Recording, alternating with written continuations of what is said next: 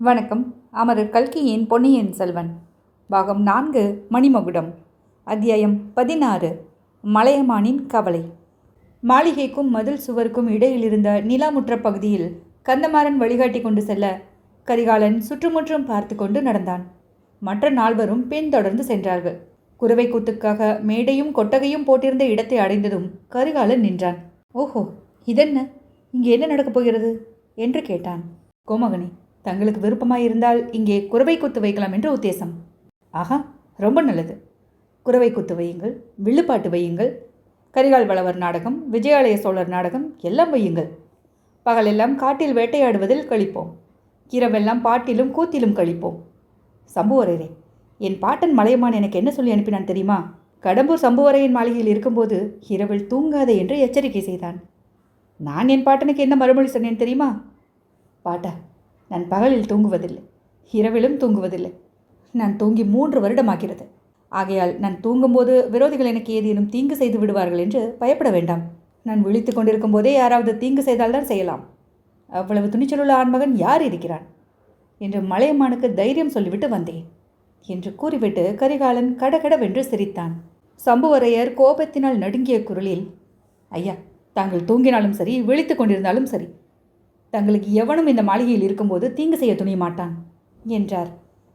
ஆமாம், கடம்பூர் சம்புவரையர் மாளிகைக்குள் எனக்கு தீங்கு செய்யக்கூடியவன் யார் இருக்க முடியும்? அல்லது வெளியிலிருந்து இவ்வளவு பெரிய மதில் சுவர்களை தாண்டி யார் வர முடியும்? யமன் கூட வர முடியாது. கடம்பூர் சம்புவரையர் என்றால் யமன் கூட பயப்படுவானே. அந்த திருக்கோவலூர் கிழவனாரின் வீண் கவலையை பற்றி உங்களுக்கு சொன்னேன். வயதாகிவிட்டதல்லவா? சில பேருக்கு வயதானால் மனோதைரியம் குறைந்து விடுகிறது. அடுத்தாற்போல் என் பழுவூர் பாட்டனை பாருங்கள், எவ்வளவு மிடுக்காக நடந்து வருகிறார்.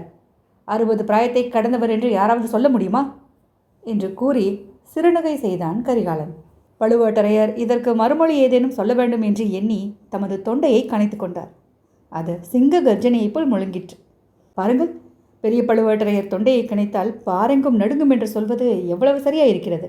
கந்தமாறா, வந்தியத்தேவா, பார்த்திபேந்திரா, நீங்கள் எல்லாம் பழுவூர் பாட்டன் வயதில் இவ்வளவு திடமாக இருப்பீர்களா என்று யோசித்து பாருங்கள். ஒருவேளை அவரை போல் தொண்டையை கணைப்பீர்கள். ஆனால் அவர் வயதில் அந்த புறத்துக்கு புதிய பெண்ணை கொண்டு வர மாட்டீர்கள். தாத்தா, தங்களுடன் இளையராணியையும் அழைத்து வந்திருக்கிறீர்கள் போலிருக்கிறதே. முன்வாசல் மாடத்தில் பார்த்தேன். இளையராணி எப்படி பிரயாணம் செய்து வந்தார்கள்? மூடு பல்லக்கிலா, ரதத்திலா அல்லது வண்டியிலா? பழுவேட்டரையர் அப்போது குறுக்கிட்டு, யானை மீது அம்பாரியில் வைத்து நாடு நகரமெல்லாம் அறிய அழைத்து வந்தேன் என்று பெருமிதத்துடன் கூறினார். அப்படித்தான் செய்ய வேண்டும் தாத்தா. இனிமேல் எப்போதும் அப்படியே செய்யுங்கள். மூடு பல்லக்கில் மட்டும் அழைத்து வர வேண்டாம். அதனால் பல விரசமான வதந்திகள் ஏற்படுகின்றன. ஒரு வேடிக்கையை கேளுங்கள். பழுவூர் இளையராணியின் மூடு பல்லக்கில் சில சமயம் என் சித்தப்பன் மதுராந்தகன் ரகசியமாக ஏறிக்கொண்டு ஊர் ஊராக போய் வருகிறானாம். இப்படி ஒரு வதந்தி நாடெங்கும் பரவி இருக்கிறது என்று கரிகாலன் கூறி இடி இடி என்று சிரித்தான். ஆனால் அங்கிருந்த மற்றவர்கள் யாரும் சிரிக்கவில்லை. ஒவ்வொருவர் மனதிலும் ஒவ்வொரு வித கலக்கம் ஏற்பட்டது. வந்தியத்தேவன் தன் மனதிற்குள், ஐயோ, எப்பேற்பட்ட தவறு செய்துவிட்டோம். இந்த வெறி பிடித்த மனிதரிடம் எல்லாவற்றையும் சொல்லிவிட்டோமே. ஒன்றையும் மிச்சம் வைத்துக் கொள்ளாமல் பகிரங்கப்படுத்தி விடுவார் போலிருக்கிறதே என்று எண்ணி கலங்கினான். பெரிய பழுவேட்டரையரின் உள்ளம் எரிமலையின் உட்பிரதேசத்தைப் போல தீயும் புகையுமாக குழம்பி கொதித்து கனன்றது. தீயும் புகையும் எரிமலை வாயின் வழியாக வருவதற்கு முன்னால் உண்டாகும் பயங்கர உருமலை போல் அவர் மீண்டும் தொண்டையை கனைத்து கொண்டார். அவர் பேசுவதற்கு முன் பார்த்திபேந்திரன் ஓரடி முன்னால் பெயர்ந்து வந்து, கோமகனே, பழுவூர் இளையராணியை நான் வெகு சிறிய காலம்தான் பார்த்து பழக நேர்ந்தது. அதற்குள்ளேயே அவர் எத்தகைய பத்தினி தெய்வம் என்பதை அறிந்து கொண்டேன். பழுவூர் ராணியை பற்றி யாரேனும் அவதூறு கூற முற்பட்டால் அவனை அந்த கணமே என் வாளுக்கு இரையாக்குவேன். இது சத்தியம் என்று சொன்னான். கந்தமாறன் பின்னால் ஒரு அடி வந்து நின்று, என் கையில் கத்தி எடுக்க வேண்டிய அவசியமே இல்லை.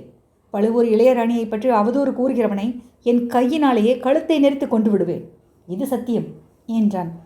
இதை கேட்ட வந்தியத்தேவனும் ஒரு அடி முன் வந்து, நானும் அப்படித்தான். பழுவூர் ராணியை பற்றி யாரேனும் தவறாக பேசினால் என் கண் பார்வையினாலேயே அவனை சுட்டரித்து விடுவேன் என்றான். ஆஹாஹா, கொஞ்சம் பொறுங்கள் நண்பர்களே, என்னிடமே சண்டைக்கு வந்து விடுவீர்கள் போலிருக்கிறது.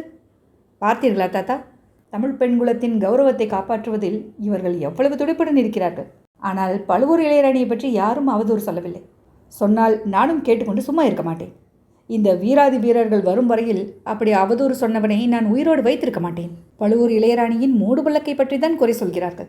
அந்த கோழை மதுராந்தகன் பழுவூராணியின் மூடுபள்ளக்கில் ஊர் ஊராக ரகசிய பிரயாணம் செய்கிறானாம். எப்போது ஆண்மகன் ஒருவன் மூடுபள்ளக்கில் 2 பக்கத்திலும் திரை வைத்து கொண்டு பிரயாணம் செய்கிறானோ அப்போது இளையராணியும் அப்படி பிரயாணம் செய்தால் சில அனர்த்தங்கள் விளையக்கூடும் அல்லவா? கோமகனே, பராந்தக சக்கரவர்த்தியின் பேரனும் கண்டராதித்தருடைய திருமகனுமான மதுராந்தகத்தேவர் எதற்காக மூடுபள்ளக்கில் பிரயாணம் செய்ய வேண்டுமாம்? எனக்கொன்று முழங்கவில்லையே என்றான் பார்த்திபேந்திர பல்லவன். அதன் காரணமும் ஒரு வேடிக்கையான காரணம்தான். மதுராந்தகன் மூடுபள்ளக்கில் ஏறிக்கொண்டு ஊர் ஊராக போய் தன் கட்சிக்கு பலம் திரட்டி கொண்டு வருகிறானாம். எதற்காக பலம் திரட்டுவது? எதற்காகவா? என் தகப்பனாருக்கு பிறகு சோழராஜ்ய சிம்மாசனத்தில் அவன் ஏறுவதற்காகத்தான். எப்படி இருக்கிறது கதை? சில மாதங்களுக்கு முன்பு ஒரு நாள் இந்த கடம்பூர் மாளிகைக்கு கூட அவன் அப்படி மூடுபள்ளக்கில் ரகசியமாக வந்திருந்தானாம். நள்ளிரவில் சதி ஆலோசனை கூட்டம் ஒன்று இங்கே நடந்ததாம். பார்த்திபேந்திரா, திருக்கோவலூர் கிழவனார் நீயும் என்னுடன் இருந்தபோதுதானே இதையெல்லாம் சொன்னார். மதுராந்தகனுக்கு சிம்மாதனம் ஏறுவதற்குள்ள ஆர்வத்தினால் அவசரப்பட்டு என் தந்தையை கொஞ்சம் சீக்கிரமாகவே சொர்க்கத்துக்கு அனுப்பினாலும் அனுப்பிவிடுவான் என்று சொன்னாரே, அதெல்லாம் உனக்கு நினைவில்லையா? நினைவுக்கு வருகிறது இளவரசே. அதையெல்லாம் அப்போதும் நான் நம்பவில்லை, இப்போதோ சிறிது கூட நம்பவில்லை. தஞ்சாவூருக்கு போய் தங்கள் தந்தையை நேரில் தரிசித்து விட்டு வந்த பிறகு நீ மட்டும் என்ன, நானும் கூட தான் நம்பவில்லை.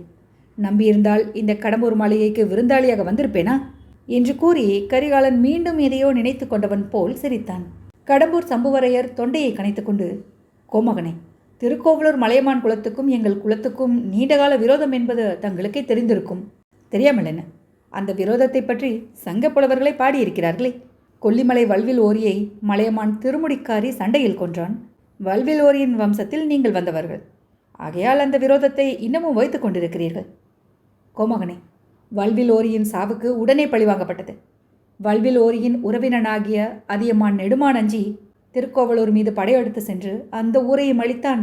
மலையமானுடைய முள்ளூர் மலைக்கோட்டையையும் தரைமட்டமாக்கினான். சம்புவரையரே, அதியமான் மட்டும் தனியாக அந்த காரியத்தை செய்துவிடவில்லை. என் முன்னோனாகிய சோழன் கிள்ளிவளவனுடைய உதவியை கொண்டுதான் மலையமான் மீது அதியமான் வெற்றி அடைந்தான். அந்த பழைய கதையெல்லாம் இப்போது எதற்கு? நாங்கள் மறந்துவிட்டாலும் மலையமான் மறப்பதில்லை.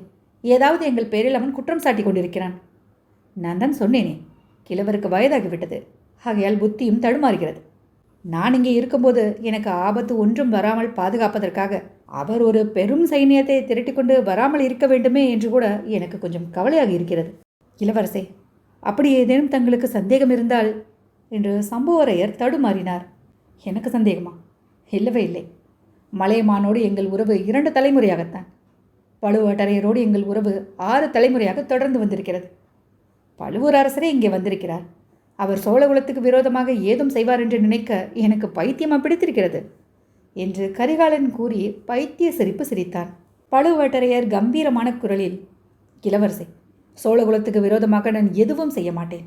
இது சத்தியம். தர்ம நியாயத்துக்கு விரோதமாகவும் எதுவும் எப்பொழுதும் செய்ய மாட்டேன். இது 2 மடங்கு சத்தியம் என்றார். ஆமாம் ஆமாம், தர்ம நியாயம் என்பதாக ஒன்று இருக்கத்தான் இருக்கிறது. அதை பற்றி தங்களிடம் பேசி தெரிந்து கொள்ளத்தான் வந்தேன். வேட்டையாடும் நேரமும் கூத்து பார்க்கும் நேரமும் போக ஒளிந்த நேரத்தில் சற்று தர்ம நியாயத்தை பற்றியும் பேசலாம். சம்புவரையரே, இந்த பிரம்மாண்டமான அரண்மனையில் நானும் என் சிநேகிதர்களும் தங்குவதற்கு எந்த இடத்தை ஏற்படுத்தி இருக்கிறீர்கள் என்று கேட்டான் கரிகாலன். ஐயா, தங்களுக்கும் பழுவூர் மன்னருக்கும் பின்கட்டியில் விருந்தினர் விடுதி முழுவதையும் ஒதுக்கிவிட்டிருக்கிறோம். மற்றபடி வரக்கூடிய சிற்றரசர்களை எல்லாம் என்னோடு முன்கட்டிலேயே வைத்துக்கொள்வேன். ஓ, இன்னும் சிற்றரசர்களும் வரப்போகிறார்களா? ஆம் இளவரசை, தங்களை இங்கே சந்திப்பதற்கு சுற்றுப்புறமுள்ள குறுநில மன்னர்கள் எல்லோரும் ஆவலாயிருக்கிறார்கள். பலரும் வருவார்கள். வரட்டும் வரட்டும், எல்லோரும் வரட்டும். ரொம்ப நல்லது. யோசித்து முடிவு செய்ய வேண்டியதை ஒரு வழியாக முடிவு செய்துவிடலாம். மதுராந்தகனுடைய சதியாலோசனை ஒருபுறம் இருக்கட்டும். நானே உங்களுடன் சேர்ந்து ஒரு சதியாலோசனை செய்ய விரும்புகிறேன். அதற்கு இந்த மாளிகையை காட்டிலும் தகுந்த இடம் கிடைக்காது என்றான் கரிகாலன். அத்தியாயம் 16 நிறைவுற்றது.